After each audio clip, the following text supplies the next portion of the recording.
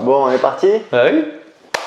Salut Olivier. Salut Aurélien. Alors le blogging, il paraît que c'est mort. C'est quoi cette histoire? Tu entends ça depuis 2016, effectivement. Depuis Ouais. 2016, on a cette question qui revient parfois. Olivier a donc une formation qui s'appelle Blogueur Pro et je lui disais, j'ai plusieurs personnes qui m'ont dit « Ah mais Olivier, il relance encore Blogueur Pro et tout » et j'ai vu le lancement. Franchement, c'était super chouette. Les vidéos étaient top, super qualitatives et puis surtout, on voit que ça marche en fait. Donc j'aimerais bien que tu nous donnes ton point de vue, que tu répondes à ça. Ouais. Pourquoi tu continues de lancer Blogueur Pro? Est-ce que le blogging a de l'avenir? Je sais que c'est souvent quelque chose qu'on entend, donc qu'est-ce que tu as à dire pour ta défense? Écoute, non, mais déjà, effectivement, sur le lancement, je suis très content parce que depuis déjà plusieurs années, à chaque fois, je fais venir un réalisateur du Québec pour rencontrer certains de mes clients et on tourne des superbes études de cas et c'est toujours très sympa et très inspirant. Ouais, c'est clair. Puis en plus, ça me permet de voir mes clients sur place, tu vois, leur mode de vie, etc. Parce que tu vas les visiter, tu vas chez eux, ouais. Tu filmes et c'est vrai que les vidéos du lancement, c'est génial, quoi. C'est très beau. Et le gars auquel je fais appel, donc François, c'est un vrai réalisateur de documentaires, quoi. Tu vois, il a fait des trucs pour l'équivalent de Discovery Channel au Canada et tout. Donc, tu as vraiment l'impression de regarder un documentaire quand tu regardes les trucs. Ça envoie du steak. Mais donc, bref, donc déjà, effectivement. Avant même de parler de ça, c'est clair que juste tu regardes les résultats des élèves de Blogueur Pro, tu vois que ça marche toujours. Mais déjà, il faut expliquer pourquoi. Donc, il se trouve que d'ailleurs, j'ai fait toute une conférence sur le sujet au Brésil. Donc, pour les gens qui voudront vraiment aller dans le détail, ils pourront aller voir. Ça dure genre 45 minutes. Mais en fait, il y a quand même deux choses importantes, deux facteurs importants qui font que encore aujourd'hui, pour moi, le blogging, c'est super important. Mais d'abord, on va quand même se mettre d'accord sur quelque chose. Quand je dis que le blogging c'est important, je ne dis pas qu'il faut juste un blog. Hein. Je dis que le blog il est important au centre de son écosystème. Ce n'est pas parce qu'on a un blog qu'il ne faut pas aussi avoir une chaîne YouTube, une page Facebook, un compte Instagram, etc. Bien sûr que non. Bien sûr. Bien sûr que non. Et c'était déjà le cas, je veux dire, quand j'ai commencé à enseigner le blogging fin 2010 et c'est encore plus vrai aujourd'hui, bien sûr. Donc, pourquoi il faut avoir un blog au centre de son écosystème? C'est pour deux raisons principales. La première, c'est la propriété. Et donc, je vais détailler ça tout de suite. Le gros problème des plateformes comme justement Instagram, Facebook, YouTube, etc., c'est que ce sont des plateformes qui ne vous appartiennent pas. Et du coup, ça entraîne énormément de problèmes et d'inconvénients. Le tout premier, c'est que toutes ces plateformes ont des conditions d'utilisation qui sont précises et qui peuvent changer du jour au lendemain, et ça change du jour au lendemain assez fréquemment. Si vous allez dans un événement d'infopreneurs et que vous demandez à une centaine de personnes combien ici parmi vous ont déjà eu une chaîne YouTube ou un compte Facebook ou un compte publicitaire Facebook fermé, vous allez avoir entre 5 et 10 personnes sur 100 qui vont lever la main. Donc, ce n'est pas fréquent, mais ce n'est pas non plus rare, ça arrive. Et ça, c'est déjà le premier problème. Vous pouvez très bien faire quelque chose qui est soit, on va dire, autorisé ou en tout cas toléré sur une plateforme, puis à un moment, ils disent « non, finalement, on s'est rendu compte que votre domaine, on n'en veut plus, au revoir. » quoi. Et tout ce que vous avez bâti comme compétences, comme communauté, etc., vous pouvez vous retrouver à la rue. Après, c'est pas courant, mais ça peut arriver et c'est quand même important d'avoir justement un blog au centre parce que au moins sur votre blog, vous êtes le propriétaire, personne ne peut vous virer. Ensuite, il y a le fait aussi que souvent ces plateformes ont une stabilité qui est inexistante en fait. Elles évoluent extrêmement vite, elles évoluent tout le temps, notamment au niveau de leur algorithme.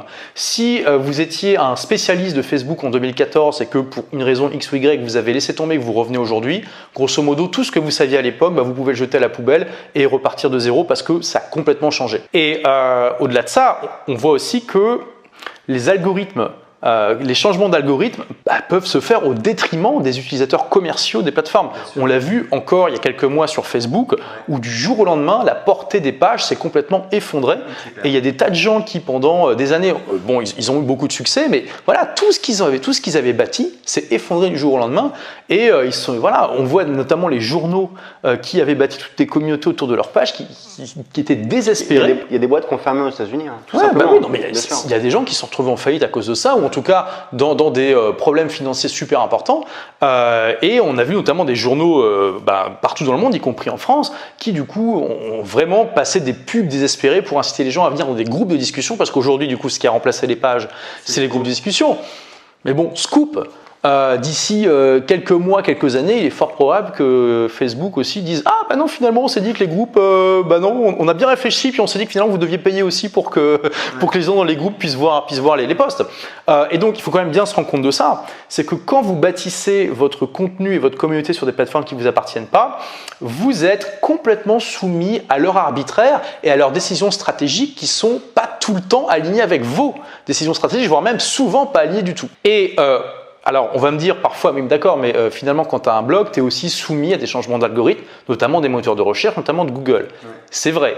Mais quand même, il faut quand même bien reconnaître que quand tu regardes l'historique, il y a une bien meilleure stabilité dans le temps de Google par rapport à Facebook ou Twitter ou d'autres choses comme ça.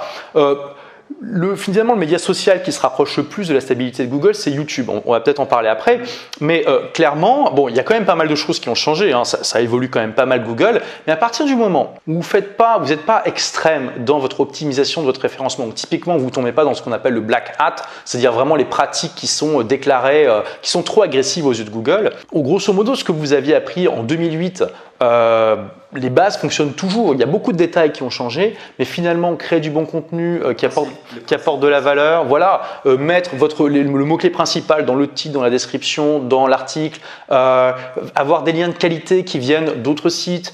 Voilà, faire en sorte que votre site il se charge rapidement, qu'il ait une bonne interface, tout ça, ça reste encore valable aujourd'hui et ça sera sans doute encore valable dans 10 ans. Donc voilà, le web change en permanence, mais il change plus lentement au niveau de Google et ça c'est important. Ensuite, le deuxième corollaire du fait que vous n'êtes pas propriétaire de ces plateformes, c'est aussi, et j'en viens donc à la deuxième raison principale pour laquelle vous devriez avoir un blog, c'est que vous n'êtes pas maître de l'interface et que du coup, ça pose un énorme problème au niveau de votre taux de conversion.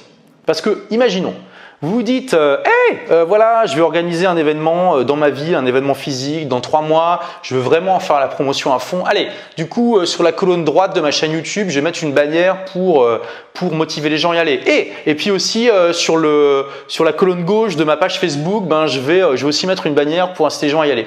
Vous dites, allez, je vais faire ça. Puis en fait, vous pouvez pas. Non, parce que l'interface ne vous appartient pas non plus. Il faut quand même se rendre compte de ça. Je veux dire, là, les gens, ils bâtissent du contenu, non seulement sur les sites qui leur appartiennent pas, mais ils maîtrisent rien dans l'interface, rien du tout.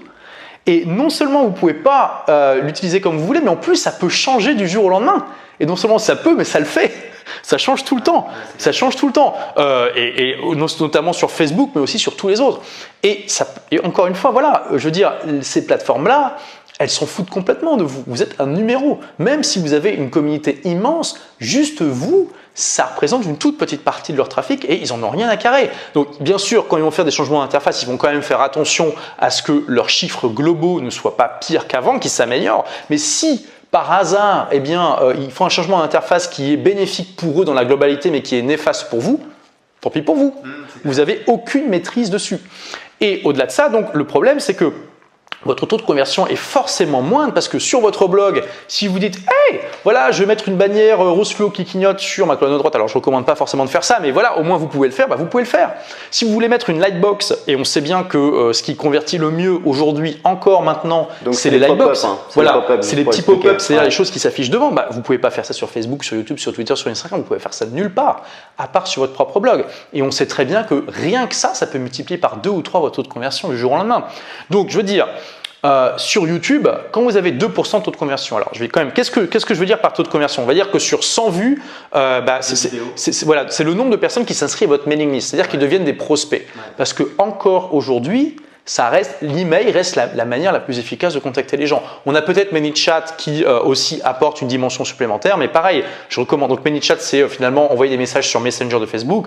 Mais pareil, je ne recommande pas de mettre ça au cœur de son business parce que vous bâtissez à ce moment-là, encore une fois, une liste sur une plateforme qui ne vous appartient pas. Alors que votre liste email, personne ne peut vous l'enlever. Même si par extraordinaire, votre autorépondeur, donc le logiciel qui envoie des emails, vous dit non, on ne peut plus travailler ensemble, vous exportez votre liste, vous l'importez dans votre logiciel, basta, c'est fini, ça reste à vous. Demain, Facebook vous dit non, désolé, vous ne pouvez plus envoyer de message sur Messenger.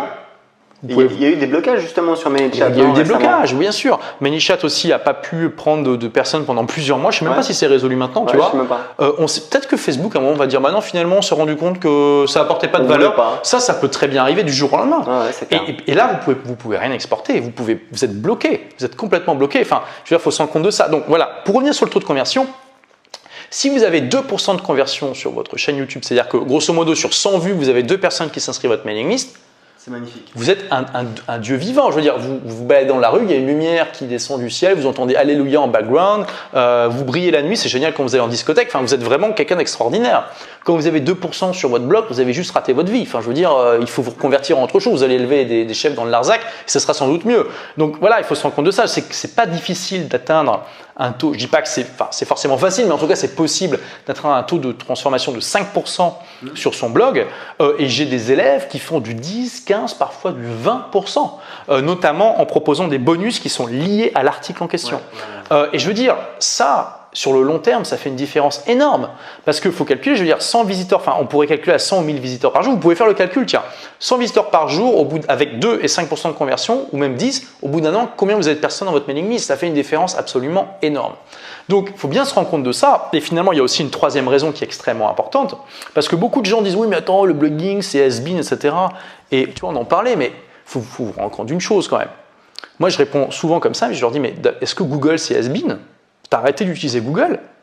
Donc là, les gens me regardent, me disent, non, j'utilise toujours Google. Je dis, mais tu te rends compte que l'essentiel du trafic d'un blog vient de Google quand même? Et là, faut vous rendre compte quand même. Je veux dire les blogs, c'est obsolète, c'est dire Google, c'est obsolète. Google, malgré tous les progrès qui ont été réalisés ces dernières années, ça reste le moteur de recherche numéro 1. YouTube, c'est le deuxième. Et Google, encore aujourd'hui, il préfère largement les articles texte que les vidéos, le son. Et alors là, on ne parlons même pas des posts sur Instagram et Facebook. Parce que je veux dire, je propose qu'on fasse 3 secondes de silence, s'il te plaît. Voilà, pour tous les gens, mais qui travaillent comme des fous pour faire des super statuts sur Facebook, sur Instagram et tout ce que vous voulez. Et au bout de quelques heures, ces posts tombent dans les limbes d'Internet et ils vont jamais réapparaître. Je veux dire, jamais. Je veux dire. Après, ces gens-là, après ce qu'ils font, c'est qu'en fait, les posts qui ont bien marché, ils vont les reposter. Ouais, d'accord, mais attends, j'en parlais de ça. Et moi-même, j'utilise Facebook, Instagram. Donc, toi, je suis pas en train de dire qu'il ne faut pas les utiliser. Mais je suis en train de parler des inconvénients par rapport au blogging. Et je veux dire, je vous pose la question. Quand est-ce que c'est la dernière fois que vous avez fait une recherche sur Google et vous êtes tombé sur un statut Facebook ou Instagram ou un statut Twitter? Jamais. Ça n'arrive jamais, à part de vraiment mettre statut Facebook, il faut vraiment chercher le truc, ça n'arrive pas. Parce que Google, ça n'intéresse pas. Et le moteur de recherche de Facebook est pas bon quand tu cherches. C'est super nul. Les mecs, ils essaient de me faire un YouTube Lac et tout, tu te tires une balle, personne ne fait ça, quoi. Et donc, il faut bien se rendre compte que ces plateformes, c'est de l'éphémère. Après, c'est une excellente manière de se connecter à sa communauté. Moi-même, j'adore Instagram personnellement, mais c'est vraiment quelque chose d'annexe et de pas du tout stratégique dans ma boîte. C'est quelque chose que je fais plus par plaisir qu'autre chose. Et jamais, jamais, jamais, je bâtirai une stratégie autour. Enfin, je mettrai ma boîte autour d'Instagram. C'est de la folie pure pour moi. Toi, aujourd'hui, tu as combien de personnes qui s'inscrivent sur ta liste email grâce à tes blogs tous les jours? Là, j'ai entre 200 et 300 personnes qui s'inscrivent sur ma mailing list tous les jours. Les 2 tiers viennent de mes blogs, 1 tiers de ma chaîne YouTube. Et donc, il faut quand même se rendre compte que ma chaîne YouTube, aujourd'hui, elle doit faire à peu près 350 000 vues par mois. Mes blogs, tous ensemble, aujourd'hui, doivent être à 150 000 visites par mois. Donc, tu vois qu'on est à peu près à 2 fois moins de visites sur mes blogs, mais que quand même, ça continue à me faire 2 tiers de mes leads. Donc, je veux dire, c'est absolument hallucinant. Et donc, il faut aussi vous rendre compte de ça. J'ai des articles que j'ai écrits il y a 10 ans qui, encore aujourd'hui, me ramènent tous les jours des prospects et des clients. Ça, essayer de faire ça avec Instagram ou Facebook, c'est impossible. Je veux dire. C'est clair. Donc voilà. Donc je suis pas en train. Voilà. C'est pour ça. Tous les gens qui vous disent le blogging c'est obsolète, ils savent pas de quoi ils parlent. Mais bien sûr qu'à côté, une page Facebook, pour moi aujourd'hui, les indispensables, clairement. Et quand je dis indispensable, c'est que même le boulanger ou le cordonnier de votre quartier devrait les avoir. C'est page Facebook, chaîne YouTube. C'est indispensable. La chaîne YouTube, parce que clairement la vidéo ça rajoute une dimension. Je veux dire, aujourd'hui je crée la plupart de mon contenu sous forme de vidéo, parce que pendant plusieurs années je me suis consacré à l'écriture de mon livre, donc j'avais pas envie d'écrire d'articles, donc j'ai fait autre chose. Donc la vidéo c'est une excellente manière de vous connecter humainement à votre audience, c'est un format que les gens aiment consommer, etc. Donc la vidéo c'est top. Facebook aujourd'hui avec la publicité notamment c'est extrêmement efficace. Instagram, personnellement, j'aime beaucoup, plutôt au niveau personnel, donc ce média social, mais je trouve pas ça ultra stratégique. Twitter, bon, ils ont juste commencé à gagner de l'argent il y a quelques mois, donc Twitter c'est dead, ils évoluent plus. Moi personnellement, je crois absolument pas à cette plateforme.